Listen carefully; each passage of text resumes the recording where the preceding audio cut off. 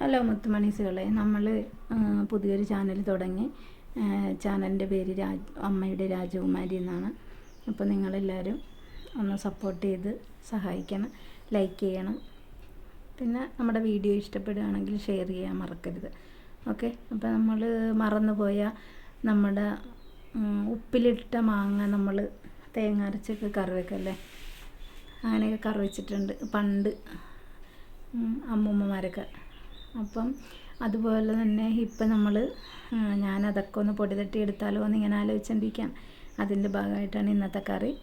ഇപ്പം ഞാനിന്ന് ഇരുമ്പം പുളി, നമുക്ക് നാട്ടിൽ സുലഭമായിട്ട് കിട്ടുന്നൊരു സാധനമല്ലേ ഇരുമ്പം പുളി ഞാൻ കുറച്ച് ഉപ്പിലിട്ട് വെച്ചിട്ടുണ്ടായിരുന്നു.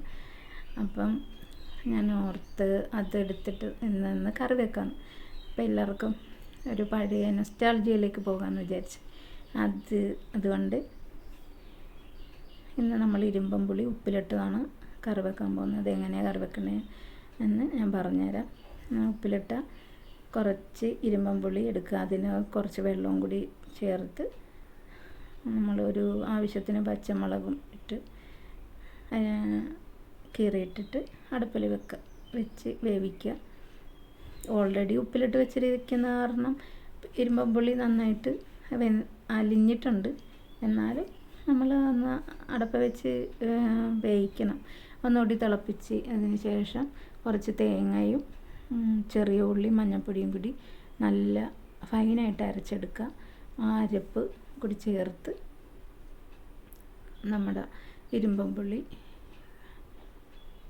റെഡിയാക്കാം. അപ്പം അത് ഞാനിങ്ങനെ തേങ്ങയൊക്കെ അരച്ച് കൊണ്ടുവന്ന് അതൊക്കെ കലക്കി നമ്മൾ കറിയുടെ അകത്ത് ഒഴിച്ചിട്ടുണ്ട്. ഇനി അതൊന്ന് മിക്സ് ചെയ്തിട്ട് ഒന്ന് തിളക്കാൻ വെക്കുക. ആ അരപ്പിൻ്റെ പച്ച മണമൊക്കെ ഒന്ന് മാറി ഒന്ന് തിളച്ച് വരട്ടെ. അപ്പോഴത്തേനും നമുക്ക് ഇതിന് വേണ്ട കടുക് പൊട്ടിക്കാനായിട്ട് കുറച്ച് വറ്റൽമുളക്, കരിവേപ്പില, കടുക്, വെളിച്ചെണ്ണ ഇതെല്ലാം കൂടി എടുക്കാം. ചട്ടി ചൂടായിട്ടുണ്ട്. അതിനകത്തോട്ട് നമ്മൾ കുറച്ച് വെളിച്ചെണ്ണ ഒഴിക്കുകയാണ്. വെളിച്ചെണ്ണയിലേക്ക് നമ്മൾ കടുകിട്ട് കൊടുത്തു. കടുക് പൊട്ടി വരുമ്പോഴത്തേന് നമ്മൾ കട്ട് ചെയ്ത് വെച്ചിരിക്കുന്ന നമ്മുടെ വറ്റൽമുളക് നമ്മളിട്ട് കൊടുക്കാം. വറ്റൽമുളകൊന്ന് മൂത്ത് വരുമ്പോഴത്തേന് നമുക്ക് അതിൻ്റെ പുറകെ കറിവേപ്പിലയും കൂടി ഇട്ട് കൊടുക്കാം.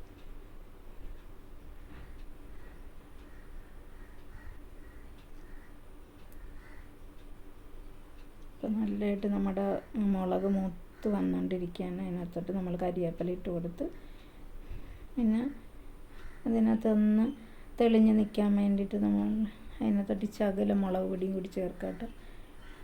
അപ്പോഴതിനൊരു അടിപൊളി ലുക്ക് കിട്ടുള്ളൂ. അപ്പോൾ അതിന് വേണ്ടിയിട്ട് ആവശ്യം മുളക് പൊടിയും കൂടി മൂപ്പിച്ച് ചേർത്തിട്ടുണ്ട്. അപ്പോൾ തീ ഓഫ് ചെയ്തതിന് ശേഷം മാത്രമേ മുളക് പൊടി ഇടാവുള്ളൂ. അല്ലെങ്കിൽ മുളക് പൊടി മൂത്ത് പോകും, കറിക്ക് ടേസ്റ്റ് മാറിപ്പോകും.